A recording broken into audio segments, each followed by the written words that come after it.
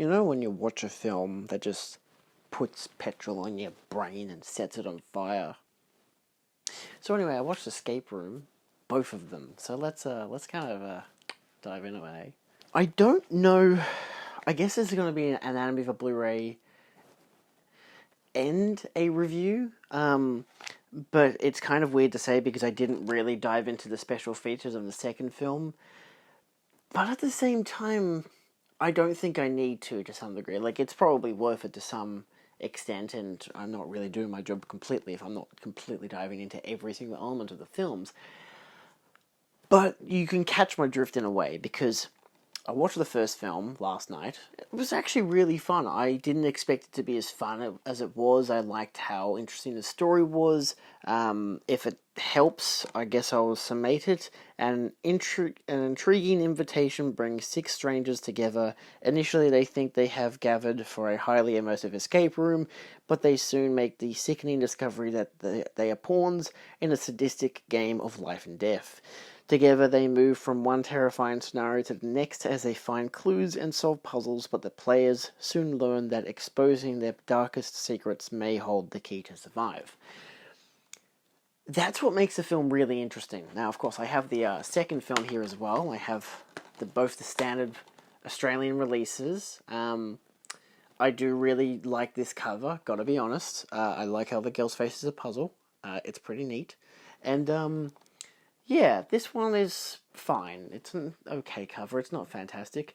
But it does, of course, have the Game Master exposed in extended cut, includes alternate beginning and ending. The reason I didn't watch the special features was because I watched both cuts instead. I will dive into that. You can actually check. There will be a point in the video where I will put it in. That will basically be my special features part of the video, I think. But for that film. So let's talk about the first one to begin with. Firstly, rating-wise, I gave it like 3.5 stars because one of those 3 stars. Interesting idea and concept, but I like the extra pump. Well, I'd say probably maybe the extra pump comes from how creative like the game rooms and designs are, whereas the rest of the film is pretty 3-star in a way. Like you kind of, I wouldn't say generic kind of thing, but it is the kind of puzzle thing you would expect, I think, with the whole everyone has some kind of relation towards each other in some way. Not that they're like blood related, but like thematically related, and that's why they're all here. I'm assuming the Saw movies are the same, but gorier. So don't expect a lot of violence and gore in these movies. Like, even the second one, which has a whole acid rain sequence, still isn't very gory, which is fine. I'm more here for the tension from the puzzles. Kind of distracting when you watch the second one, I'll be honest, because it's like, oh, there's so much narrative stuff that I'm focusing on here. Kind of hard to have the tension, but also I'd already basically watched the majority of the puzzle stuff just like a few months ago when Dad was watching it, and there's a sequence from when they're on a train till when they're at a beach, and I've watched that whole part, which was like 40 minutes of the film. It's the majority. I missed like one puzzle, basically two, realistically. Outside of the narrative beats at the start and end of the film, I'd missed everything else. Which is really interesting. But of course, we're talking about the first film. Visually, really nice. The Blu-ray really makes it look pretty nice. There's not too much dark scenes in particular, so there's not too much like compression or artifacts. I'll talk about the second one later.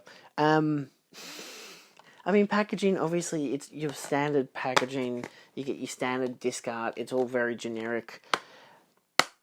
Audio-wise, I think this film really shines. Like, visually, it's already a nice-looking film. Again, it's still digitally photographed and whatever. There's no 4Ks that exist to this film, so there's no real concern there. But audio-wise, you do have a... What mix is it? Is it just... DTS HD. Yeah. Okay. That's it. It's just a 501 track. So it's not Dolby Atmos or anything, but it's really an immersive track. They really emphasize with the sound effects and stuff.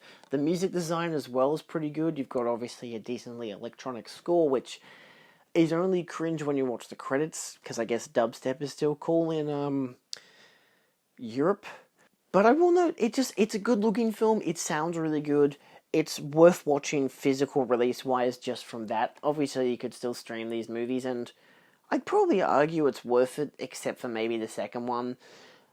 But then we can get into the special features, because there's not too much else to talk about picture wise and audio wise. It's pretty good. It's not terrible. It sounded great. It looked pretty good. I didn't have any issues with it at all, which is always a good sign. And it's Sony, they're usually pretty good with their Blu-rays to begin with. Special features. You had 8 deleted and extended sequences, so extended scenes, including an alternate ending. Now, I will note the alternate ending, I don't even remember what happened. It's not memorable at all. It's not really worth noting. Sure, you can watch it, but it doesn't really do anything. Because again, alternate endings aren't particularly interesting unless they're put into an actual cut of the film. That's why the second film is so interesting to me. The deleted scenes, there's not too much there. A bit of extra character stuff, but nothing really noteworthy. One of them's a director cameo. One of them's a scene of the guy who it doesn't have character names. The guy who's a drunk who accidentally killed his friends. It's just him drinking during the daytime, in front of people. It's like, oh no, he's drinking. It's like, you don't really need that because there's enough built in. So all the deleted scenes, the information is already provided earlier, basically. Except for the part where the guy who's like a stockbroker tries to get someone else to do his job for him so he can go to this escape room. It's not really necessary stuff. All the extended scenes are basically just, they play out the whole scene as it is and just show what the extended part is in that scene. Again, nothing's really necessary, no real new information. The only interesting one is maybe at the end of the film where it's an extended version of like one of the final scenes where the police are going through the whole building and she's like, oh, this is where this was, this is where that was. And she just walks around the corner, says this is where this was, and then walks right back around. You can see where they've basically cut it for the final product of the film. And it's so smooth that you don't even notice it. So it's like, yeah, I can see why they cut that part out. Then you've got some special features for extra scenes. They basically have like 2-3 featurettes diving into the making of the film, and these are the kind of featurettes that are like, oh, we're going to show you footage from the film, all this kind of stuff. It's like the kind of promotional stuff they'd put onto YouTube when the film gets released to physical media. It's like, oh, here's the directors and maybe a few of the cast members talking about the making of the film. There's not too much to dive into. It's interesting stuff because they show a lot of the practical elements, and there's a lot of practical stuff in this film, which is really commendable. So you got like half of it is the director and writer talking about the film, or maybe director and producer. There's game sets match how the rooms were created, which again is just them talking about how they created the rooms, and it's pretty cool. It's mostly the director talking, and you get a few cast members looking at it, and it's like, hey, this is pretty rad. And then you get the Lone Survivors featuring cast and crew, which is just, you get an idea of who the characters are. It's not really anything completely new, but it's nice that they have it at least. It's nice that they have a lot of these featurettes. I wouldn't give this like a major grading. Like if I was to give this like a out of 10, I'd probably give it maybe 5 to 6 out of 10. Stuff that you could easily find on YouTube, not that much. The one exception, which isn't noted on the back, so it just says "and more." Fucking hate when it does that. It has a whole short film which is about 5.5 minutes long, which is the opening escape room, the one that becomes an oven, but it's a like Spanish soccer team, and they're meant to do training, like, oh, this whole escape room is to get everyone here, the coach and these 4 players, but it's meant to be just for the 4 players to become better like at working together as a team. So it's a team building exercise. I mean, they all die in the end, but it's an interesting execution of like how else this kind of room could have worked. It's all in, I'm gonna say Spanish. That just seemed like the language to me. I might be wrong. It might be like, I'm pretty sure could be Austrian or Bulgarian or something, even like something European even. I don't know.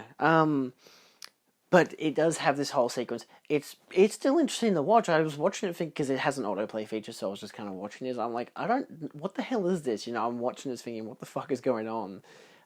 But it was fun. It's just like a fun, like kind of like proof of concept type of short film, but it's in the actual set that they use.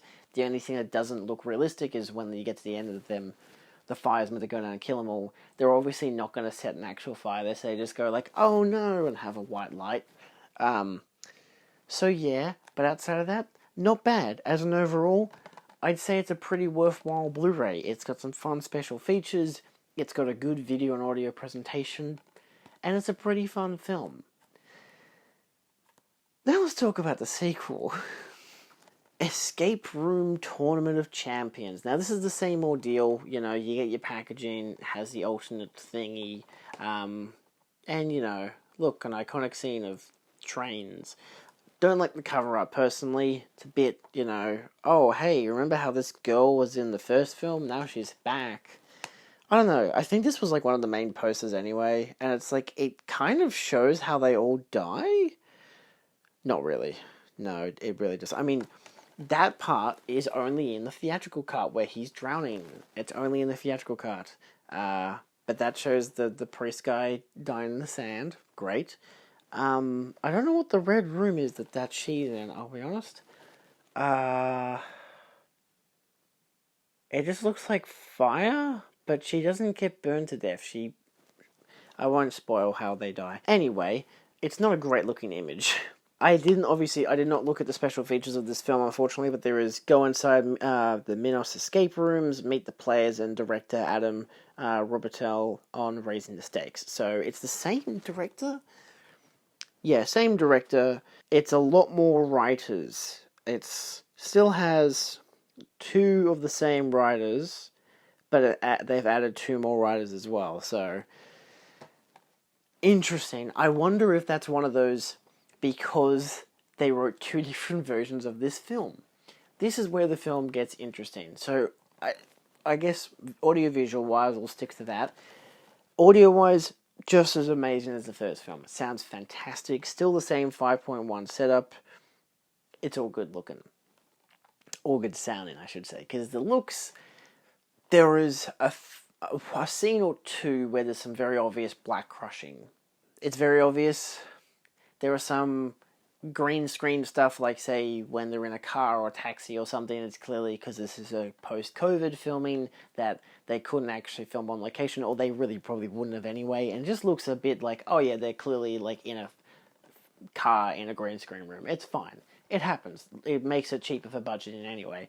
So that's probably not even really a major concern, but the crushing for the visuals does happen in a latter part of the film. I can't remember which part.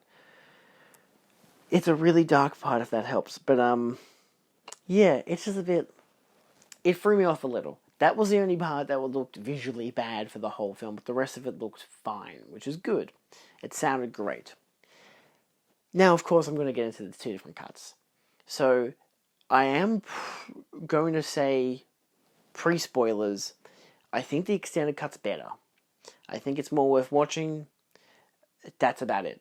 I'm going to get into some spoilers. If you want to just jump to the conclusion, you can go for it. I watched the extended cut to begin with, and it was really interesting. I didn't think it was as good as the film as the first one because I liked the element of the first one where, again, you focus on each character having this like dark backstory and they all survive through luck, and that's what combines them all together. They mention at the start of this film, like when they're all talking together, like how each of them had to go through a similar kind of thing. Oh, this guy was a priest with a bunch of priests. This person was a social media influencer. This person, I guess, doesn't feel pain. She doesn't really talk about it. I guess it's later in the film that she talks about it. Like, oh yeah, I was with all these people who didn't feel pain, and sure, alright, why not? The rooms and contraptions aren't based around them. It's based around this narrative of this person, Sonia, and their daughter. Or is it this person and their daughter, Sonia? Sonia. I think they said it's Sonia. Is it Sonia or Sonia? I don't know. It's kind of hilarious in a way.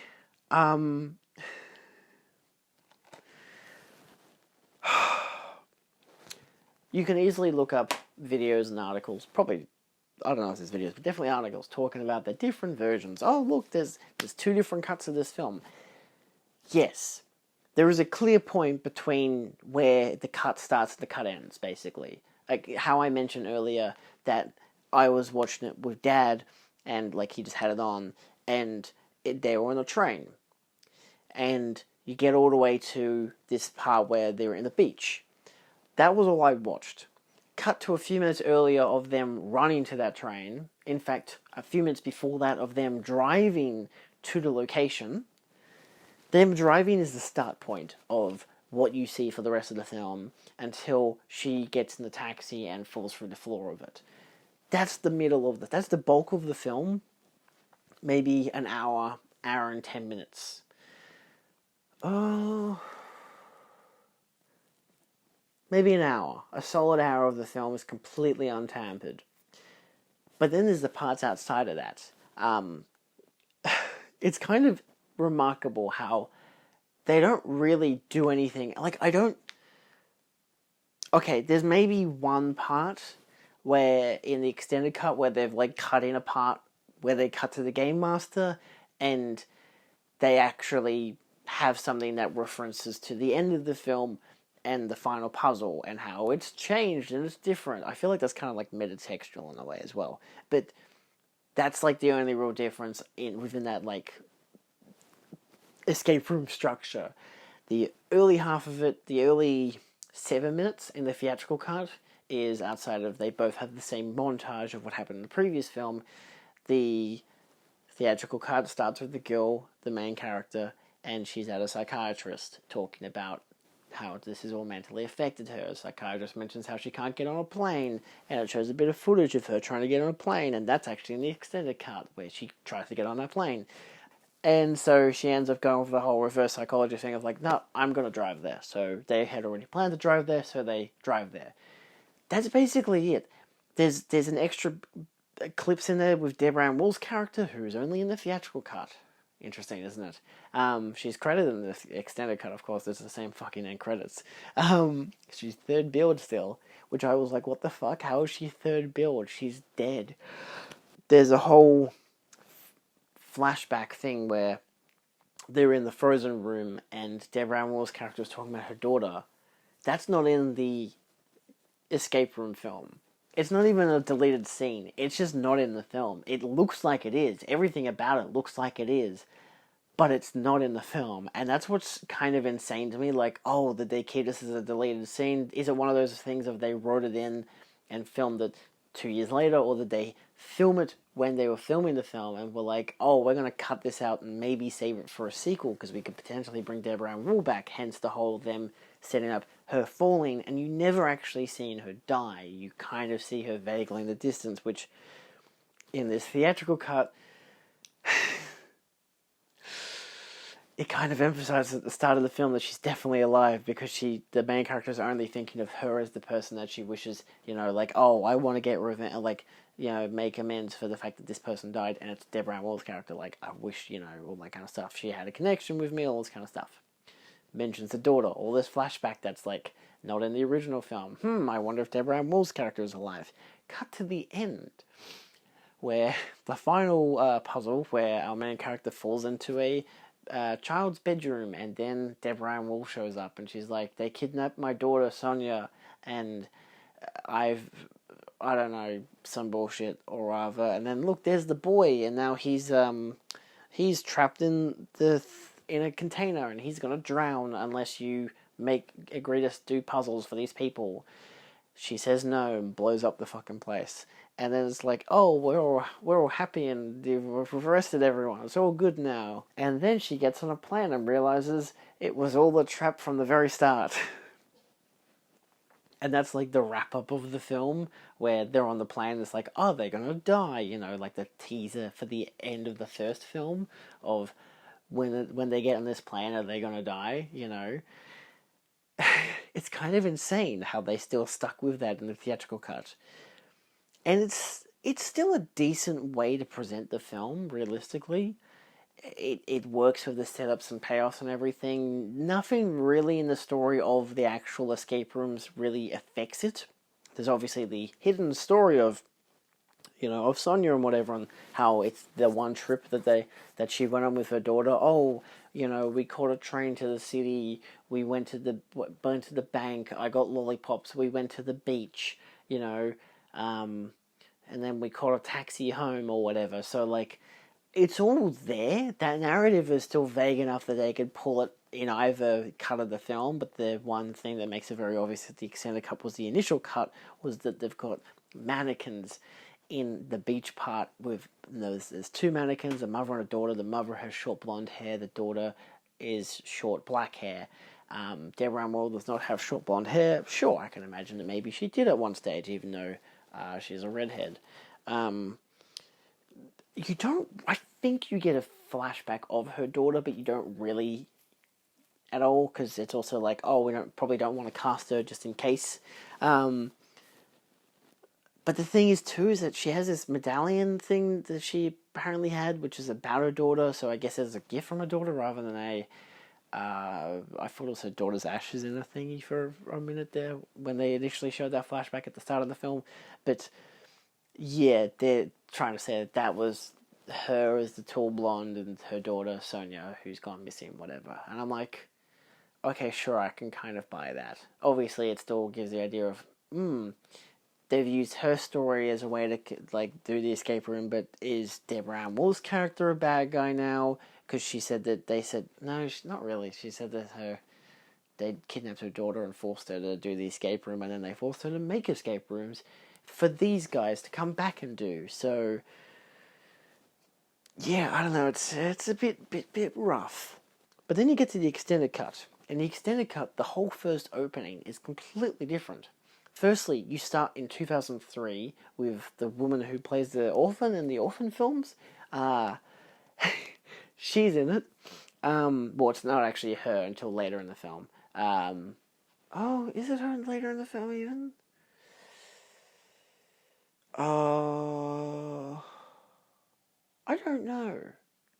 Because I'm pretty sure in the extended cut they still have cuts to the master controller and stuff like that. So it's not just, they've actually implemented master controller stuff within the actual narrative rather than within the escape room narrative, rather than just being, here's this escape room. In the theatrical cut, you can jump from one end to the other end and everything in the middle is one thing. But then I think in the extended cut, they really kind of do add insert points. Vaguely, I remember it, despite having just watched it. I'm a great help. That's why I said, watch the extended cut first. It makes more sense. And there's just this whole backstory with this other character and this person who designs the puzzles, and that person may or may not have killed his wife in a sauna puzzle, which is reflected at the end of the film. And then you find out that no, it was the daughter who designed that puzzle and killed her mother because she wanted to kill her mother, that proved to her dad that she could make these puzzles, and her dad instead imprisoned her and forced her to make puzzles for like 15 to 20 years. It's kind of insane. First film came out in 2019. The second film starts set in 2003. So yeah, okay, sure, 15 years. Yeah, then you get to, and of course it still has her with the guy, and they go to catch a plane. You're like, yep, we're still going to go with this plan. She decides she can't because of, she thinks of her mother and everything. So they instead get a car and they rent a car and drive. It seems more natural in its own way. Like, both of them seem natural. And then, of course, you get the rest of the film. I think a few extra parts with the game master, but mostly just, something's wrong here. Something's changed here. That's about it. Focusing mostly on the players. And then, like, the last 10 or so minutes is completely different, where our main character is put face to face with, there's a malfunction, she gets moved to a room with Claire, who's the girl who made the puzzle. So I'm actually looking up the ending on Wikipedia so I can be more thorough about it. But the whole entire ending is, again, it's completely different. It has a different effect. They've got a completely different style of puzzle. It all works in conjunction with the start of the film. So yeah, it's just interesting. It gives you more backstory as to Minos and everything. there's still a lot of stuff they could fill in, but there's also the potential for a sequel. The main characters basically get a happy ending, they can leave, but it's also like expecting that the girl who's been in prison this whole time is going to dismantle this whole corporation, but she ain't going to do that. She's going to run it herself. So, yes, despite not having seen the special features for the second film, I still think the Blu-ray is still really nice to pick up on. I got it as a buy to get one free at JB Hi-Fi, which actually Cleopatra was the film for free, but still. And that's what convinced me to get the two films, because I've been wanting to watch them. I know that they're like probably on Netflix or anything, but I wanted to watch the extended cut of the film. I know Guy wanted me to watch the extended cut because he really likes these films. And he was like, you gotta watch the extended cut so we can compare notes and see what the hell's wrong with both films. So I Snapchatted with him, videoing, this is what the difference is, and then watching the theatrical cut and seeing the differences.